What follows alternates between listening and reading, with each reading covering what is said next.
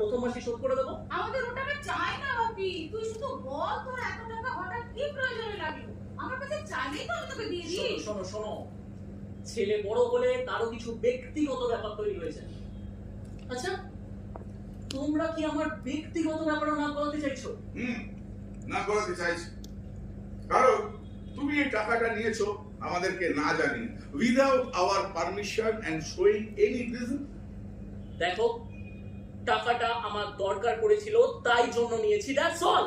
হ্যাঁ, তো সেই দরকারটাই তো জানতে চাইছি, কি দরকারের পড়েছিল?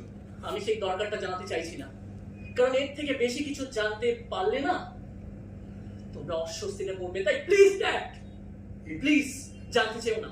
আরে কি বলতে চাইছো, এটা পরিষ্কার করে বলো প্লিজ। বললাম তো, টাকাটা আমি আমার ব্যক্তিগত প্রয়োজনে নিয়েছি। আরে বাবা, তোমার সেই ব্যক্তিগত কারণটা জানতে চাইবে। জানতে চাইছো তো কি হবে?